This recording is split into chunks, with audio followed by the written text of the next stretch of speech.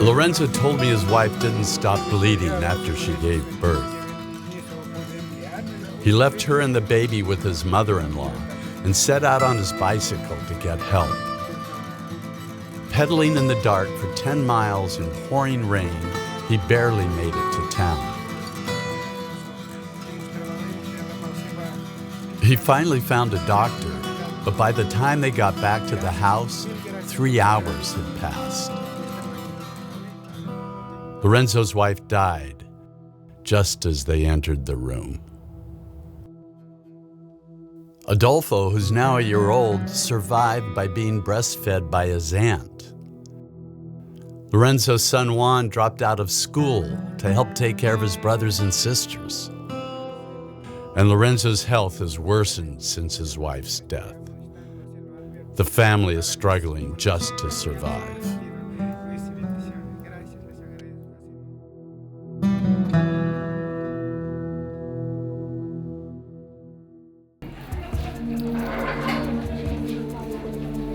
For Gladys, the emergency was different, but it could have been just as deadly. The fetus was in a dangerous breech position.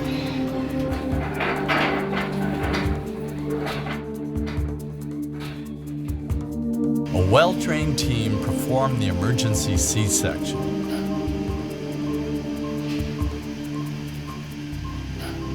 Because Gladys had regular prenatal care and a trained midwife that knew when to refer her to the hospital, she and her baby avoided a potential tragedy.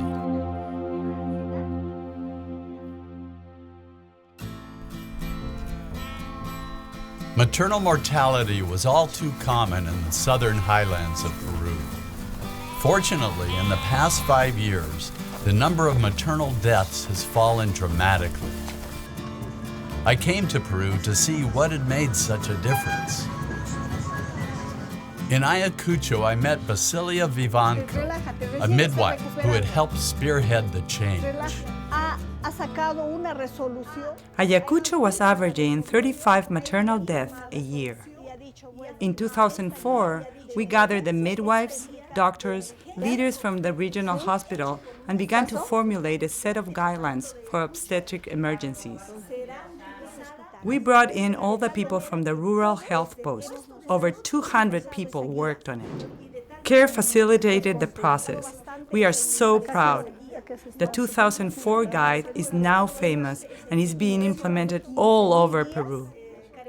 These guidelines were a crucial step in addressing the problem of maternal mortality. The next hurdle was to get them implemented. Eugenia raises llamas and sheep on the high plains of southern Peru. Like most Quechua women, she gave birth to her 3 children at home. She just didn't see any benefit to going into the local health post. 3 years ago, she began training with CARE to become a citizen monitor, or what they call a vigilante. 1 day a week, she rides 6 miles to the health post to volunteer her services.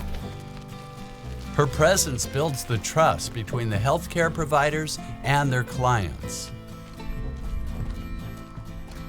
That trust is the key to the extraordinary improvement that has taken place in Peru's maternal health program. At first, the women did not trust the health post.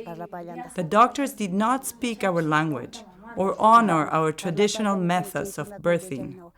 I asked the women, "Do you trust the treatment you are getting? Does the doctor speak Quechua? Do they treat you with respect?" The suggestions and complaints that Eugenia and other vigilantes gather help create the understanding of the Quechua views and traditions. Their findings are then sent to Peru's health ministry to be addressed.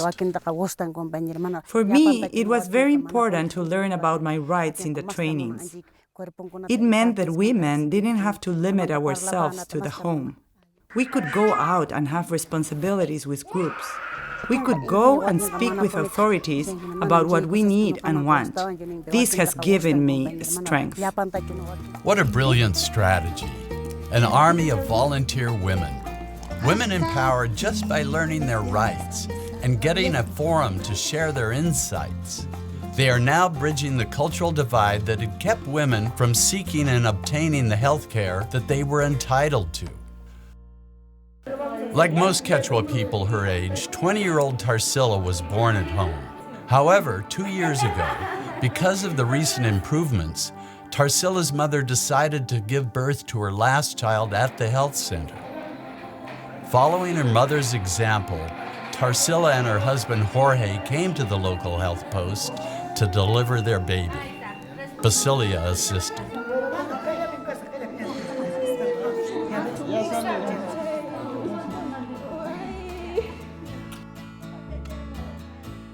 Just hours after giving birth, Tarsila left the hospital with her baby.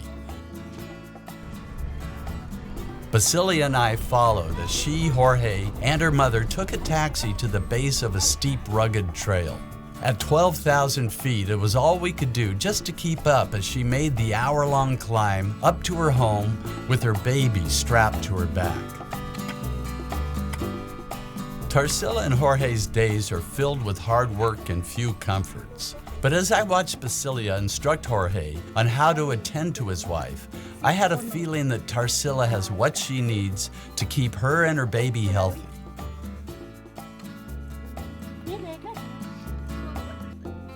As I walked back down the mountain, I thought to myself, healthcare for the poor can't be solved simply by building more hospitals. What matters is what happens in those hospitals. CARE brought the right people together to create a system that respects local culture and improves the quality of healthcare. The result is women's lives and the families that depend on them are being saved.